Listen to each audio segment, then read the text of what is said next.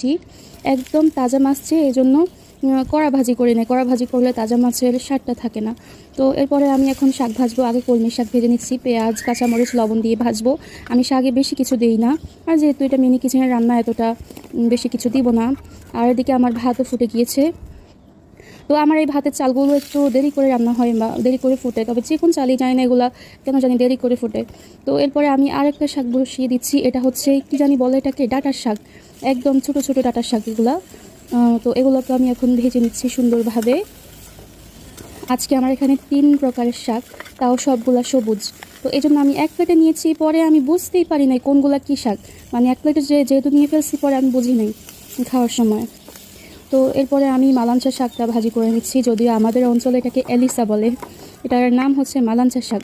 তো এটাকেও ভেজে নিলাম। তো আমার সবগুলা শাক ভাজি করা হয়ে গিয়েছে। এখন আমি ডিম ভাজি করব। আল্লাহর, ডিম ভাজি করতে গিয়ে কি একটা ইনসিডেন্ট হলো দেখেন, দাঁড়ান এখন দেখাবো আমি।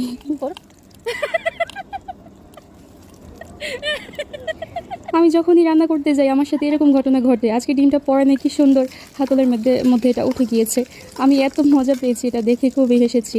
তারপরে আমি ডিম ভাজি করে উঠিয়ে নিয়েছি। এখন আমি বসিয়ে দিব মুরগি ভুনা, কোয়েল পাখি ভুনা। তো পেঁয়াজ কাঁচামরিচ টমেটো, তারপর লবণ, এরপর রসুন, জিরা ধনিয়া গোলমরিচ গুঁড়া, হলুদ, তারপর কি বলে এটাকে, মরিচের গুঁড়া একটু বেশি পড়ে গিয়েছিল আর উঠিয়ে ফেলে দিয়েছি। তো এরপরে দিয়ে দিচ্ছি গরম মশলা। এখন এগুলোকে একটু ভুনে নিতে হবে।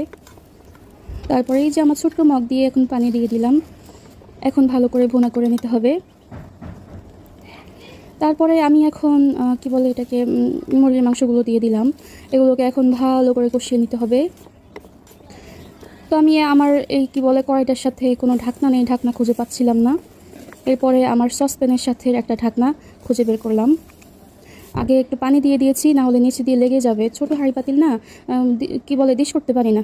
তো এরপরে কি ঢাকনা দিয়ে তারপরে ভালো করে কষানোর পর আবার ঢাকনা দিয়ে দিলাম। এরপর এখন আমি ভাতের মার গেলে নিচ্ছি। আল্লাহ, আমি কথা বলতে বলতে না আমার শ্বাসকষ্ট শুরু হয়ে যাইতেছে, কি একটা অবস্থা। এখন এগুলোকে ভালো করে কষিয়ে নিয়েছি। পানি পরে দিয়েছিলাম, কিন্তু আমি ক্লিপটা নিতে ভুলে গিয়েছি। তো এই তো দেখেন এগুলোর কালার চলে এসেছে। এই তো আমার মুরগি ভুনাও প্রায় হয়ে গিয়েছে। এখন আমি এগুলোকে সার্ভ করে নিব। তো দেখতেই পাচ্ছেন আমার ভাত তরকারি সব কিছু রান্না হয়ে গিয়েছে, এখন সার্ভ করে নিয়েছি। আর আপনারা যদি মিনি কিচেন আইটেম নিতে চান তাহলে অবশ্যই রবি স্পেশাল মিনি কিচেন আপুর সাথে যোগাযোগ করতে পারেন। ওনার পেজের স্ক্রিনশট দিয়ে দিলাম, ওনার সাথে যোগাযোগ করবেন। তো আমার আজকের ভিডিও এই পর্যন্তই। কেমন লেগেছে অবশ্যই কমেন্টে জানাবেন। Thanks for watching.